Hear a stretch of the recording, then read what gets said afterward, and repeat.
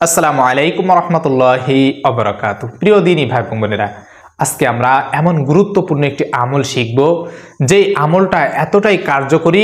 যদি আপনি ঘরের লাইট বন্ধ করে ঘরটাকে একটু অন্ধকার করে এই আমলটা করতে পারেন, তাহলে আপনার জীবনে যত ঋণ রয়েছে সব ঋণ একসাথেই পরিশোধ হয়ে যাবে ইনশাআল্লাহ। আল্লাহ তাআলা গায়বীভাবে পরিশোধ করে দিবেন।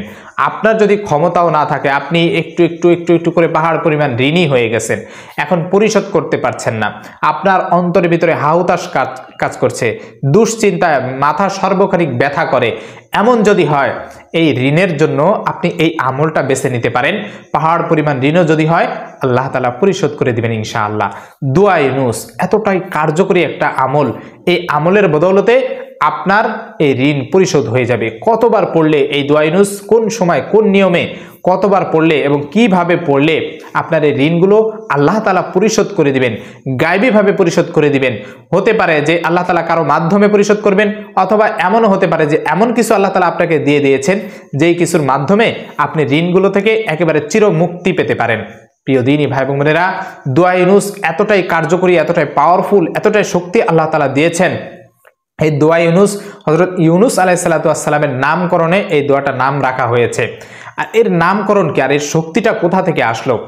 যখন হযরত ইউনুস আলাইহিস সালাতু ওয়াস সালাম নৌকা থেকে ঝাঁপ দিয়েছিলেন সমুদ্রের মধ্যে, তার যে নৌকার যে যাত্রীগুলো রয়েছে এই যাত্রীদের বাঁচানোর উদ্দেশ্যেই আল্লাহ তাআলা এমন জিনিসগুলো ঘটিয়েছেন যে বান্দার শিক্ষার জন্য। হযরত ইউনুস আলাইহিস সালাতু ওয়াস সালাম যখন সমুদ্রের ভিতরে ঝাঁপ দিয়েছিলেন, আল্লাহ তাআলা আদেশ করেছিলেন সেই মাছকে যে হে মাছ, তুমি আমার এই পয়গম্বরকে, আমার এই নবীকে গিলে ফেলো, তবে খবরদার তার জন্য একটু আঁচড় না লাগে, সে যেন কোনো প্রকার ব্যথা না হয়। তার আবাসস্থল হিসেবে তোমার পেটটা তার আবাসস্থল হিসেবে হবে। কিন্তু সে যে একটা অন্যায় করেছে, এটার জন্য আমি তাকে একটু মাত্র হুঁশে ফিরিয়ে আনতেছি, যে আমার হুকুম অমান্য করলে বা আমার আদেশ নিষেধ যদি কেউ একটু ভুলে যায়, তাহলে তাকে আমি কিভাবে সঠিক পথে নিয়ে আসি। তো হযরত ইউনুস আলাইহিস সালাতু ওয়াস সালাম আল্লাহ তাআলার কাছ থেকে অনুমতি ব্যতীত তিনি তার এলাকা ত্যাগ করেছিলেন কোন একটা আযাবের ভয়ে। তো সেই ক্ষেত্রে আল্লাহ তাআলা একটু রাগান্বিত হয়ে গিয়েছিলেন এবং ইউনুস আলাইহিস সালাতু ওয়াস সালামকে আবার ফিরে আনার জন্য, বুঝানোর জন্য যে আমি আল্লাহর কাছে তুমি অনুমতি না নিয়ে, সাধারণ মানুষ সবাই অনুমতি নিবে না নিবে সেটা পরের বিষয়, কিন্তু তুমি আমার নবী, তুমি আমার দ্বারা পরিচালিত, অতএব আমার অনুমতি ছাড়া তুমি কেন এলাকা ত্যাগ করলে? আল্লাহ তাআলা রাগান্বিত হয়ে গেলেন, যার কারণে ইউনুস আলাইহিস সালাতু ওয়াস সালাম যে নৌকায় ভ্রমণ করেছিল সেই নৌকায় আল্লাহ তাআলা আযাব দিতে চেয়েছিলেন। কিন্তু হযরত ইউনুস আলাইহিস সালাতু ওয়াস সালাম যখনই শুনতে পেলেন যে না, যে আল্লাহ তাআলা হুকুম ছাড়া যে বান্দা এসেছে তার কারণে নৌকা ডুবে যাবে, হযরত ইউনুস আলাইহিস সালাতু ওয়াস সালাম জমিনে সমুদ্রের ভিতরে ঝাঁপ দিয়েছেন যাতে করে সেই নৌকার যারা যাত্রী রয়েছে তারা যেন বেঁচে যায়। এবং আল্লাহ তাআলা সেই মাছকে আদেশ করলেন যে আমার ইউনুসকে, আমার এই পয়গম্বরকে তুমি গিলে ফেলো, তোমার পেটের ভিতরে জায়গা করে দাও। এরপরে যখন ইউনুস আলাইহিস সালাতু ওয়াস সালাম পেটের ভিতরে রইলেন, দীর্ঘ সময় অন্ধকারের ভিতরে রইলেন, থাকার পরে সেখান থেকে বসে বসেই এই দোয়াটা পড়ে আল্লাহ তাআলার কাছে সাহায্য চাইলেন। দোয়া ইউনুস আমরা সকলেই জানি, লা ইলাহা ইল্লা আনতা সুবহানাকা ইন্নী কুনতু মিনাজ জালিমিন, যার অর্থ হচ্ছে লা ইলাহা ইল্লা আনতা, হে আল্লাহ আপনি ব্যতীত আর কোনো ইলাহ নাই, মাবুদ নাই, আপনি সব কিছুর উপর ক্ষমতাশীল, আপনি মাবুদ, আপনি ছাড়া এই দুনিয়ার কারো কোনো ক্ষমতা নাই, আপনি একমাত্র ইলাহ, আপনি আমাদের রিজিক দেন, আপনি আমাদের পালনকর্তা, আমাদের লালন পালন করেন, আমাদেরকে সঠিক পথ দেখান, আমাদের খাবার দাবার সব কিছুর ব্যবস্থা আপনি করেন। যখন লা ইলাহা ইল্লা আনতাই বলে সাক্ষ্য দেওয়া হয়, বান্দা যখন এটা অন্তর থেকে সাক্ষ্য দেয়, তখন আল্লাহ তাআলা বান্দার সেই যাবতীয় বিপদ আপদ দূর করে দেন। কারণ দেখেন আল্লাহ তাআলা যে আমার এই বান্দাটা আমার জন্য সবকিছু চাইতেছে, আমার কাছে সবকিছু চাইতেছে, বান্দা আমাকেই মনে করতেছে আমি রিজিক দাতা, আমি পালন কর্তা, আমি সবকিছু দেই, তখন আল্লাহ তাআলা সেই বান্দাকে দিয়ে দেন।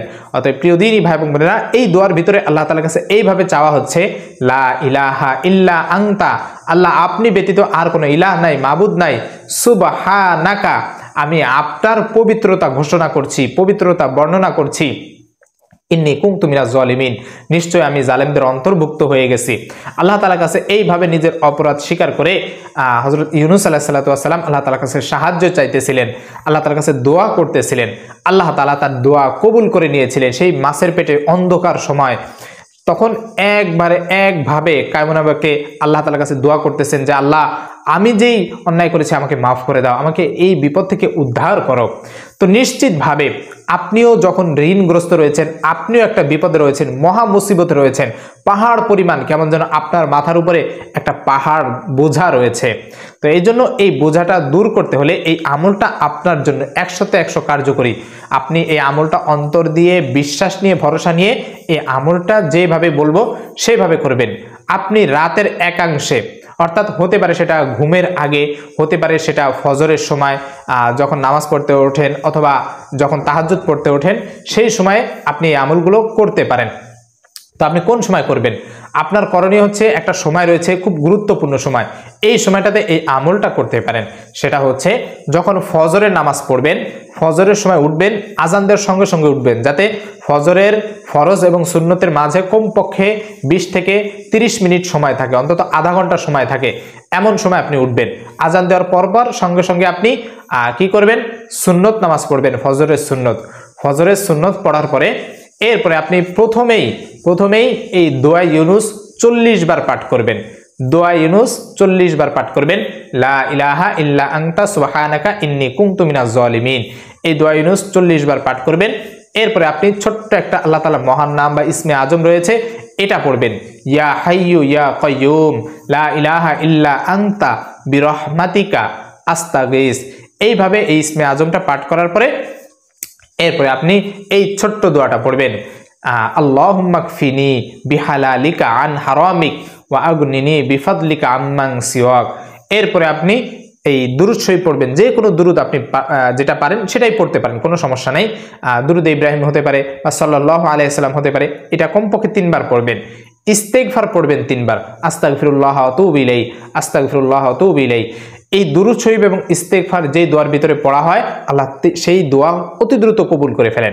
তো এই যে আমলগুলো করার পরে আপনি এইভাবে হাত তুলবেন, আল্লাহ তাআলার দরবারে হাত তুলে এরপরে আপনার যত বিপদ আপদ রয়েছে, এই যে ঋণের যে বিষয়টা রয়েছে, তখন আপনি এই ঋণের বিষয়গুলো আল্লাহ তাআলার কাছে উপস্থাপন করবেন। আল্লাহ তাআলার কাছে দোয়া করবেন, রব্বানা আতিনা ফিদ দুনিয়া হাসানাতাও ওয়া ফিল আখিরাতি হাসানা ওয়া কিনা আযাবান নার। এইভাবে দোয়া করে করে আল্লাহ তাআলার কাছে দোয়া করবেন, আল্লাহুম্মা কফিনি বিহালালিকা আন হারামিক ওয়া আগনিনি বিফাদলিকা আম্মান সিওয়াক। আল্লাহ, আমার যত ঋণগ্রস্ত রয়েছে এই ঋণগুলোকে পরিশোধ করার তৌফিক দাও, সেটা একেবারে পাহাড় পরিমাণে যদি হয়। এইভাবে অন্তর দিয়ে বাংলা ভাষায়, নিজের ভাষায় আপনি দোয়া করবেন। আপনি যেগুলো চাইতেছেন আল্লাহ তাআলার কাছে, আপনি বুঝে বুঝে দোয়া করবেন যে আমি এটা চাইতেছি, আল্লাহ আমি অসুস্থ রয়েছি, অসুস্থতা দূর করে দাও। আমি ঋণগ্রস্ত রয়েছি, ঋণ পরিশোধ করে দাও। আমি গুনাহগার রয়েছি, আমার গুনাহকে একেবারে ক্ষমা করে দাও। এভাবে বুঝে বুঝে বাংলা ভাষায়, আপনার ভাষায় বলবেন, আল্লাহ তাআলার কাছে সাহায্য চাইবেন। এই আমলটা নিয়মিত করেন। কয়েকদিন করার ফলে, আপনি 7 দিন হোক বা 20 দিন হোক, আপনি নিয়মিত করার ফলে দেখেন যে এই আমলের শক্তি কতখানি, পাওয়ার কতখানি। করতে করতে দেখবেন যে আপনার ঋণগুলো একেবারে আল্লাহ তাআলা গায়বীভাবে পরিশোধ করে দিবে। রাসূল সাল্লাল্লাহু আলাইহি ওয়াসাল্লাম বলেন, যে ব্যক্তি কোনো ব্যক্তির কাছ থেকে ঋণ নিল এবং এই নিয়ত করে নিল যে ইনশাআল্লাহ আমি নির্দিষ্ট সময় ঋণটা পরিশোধ করে দিব, কিন্তু সে একটা সময় অপারগ হয়ে গেল, সে কোনো কারণে পারতেছে না ঋণ পরিশোধ করতে, কিন্তু নিয়ত রয়েছে এবং সে চেষ্টা চালিয়ে যাচ্ছে, আল্লাহ তাআলা সেই ব্যক্তির এই ঋণগুলো পরিশোধ করার ব্যবস্থা করে দেন। সুবহানাল্লাহ, সুবহানাল্লাহ। এজন্য কারো কাছ থেকে ঋণ নিলে আপনি নিয়ত করে নেবেন যে ইনশাআল্লাহ আমি ঋণ পরিশোধ করে দিব এবং আল্লাহ তাআলার ইচ্ছায় যত দ্রুত সম্ভব আমি পরিশোধ করে দিব। এইভাবে যখন আপনি নিয়ত করে ঋণ নেবেন, আল্লাহ তাআলাই গায়বীভাবে আপনার ঋণ পরিশোধ করার ব্যবস্থা করে দিবেন। প্রিয় দিনী ভাই এবং বোনেরা, এই আমলটি প্রতিনিয়ত করার চেষ্টা করবেন। যে কোনো বিপদে আপনি পড়েন, শুধু ঋণ নয়, যে কোনো বিপদ আপদে পড়লেই আপনি এই আমলটা করার চেষ্টা করবেন। ইনশাআল্লাহ দেখবেন যে সেই বিপদ থেকে আল্লাহ তাআলা আপনাকে উদ্ধার করবেন। আল্লাহ তাআলা আমাদের সকলকে এই ধরনের যত প্রকার বিপদ আপদ ঋণ রয়েছে, এই ঋণগুলো পরিশোধ করার তৌফিক দান করুন। আমিন ওয়া আখিরু দাওয়ানা আলহামদুলিল্লাহি রাব্বিল আলামিন। আসসালামু আলাইকুম ওয়া রাহমাতুল্লাহি ওয়া বারাকাতুহু।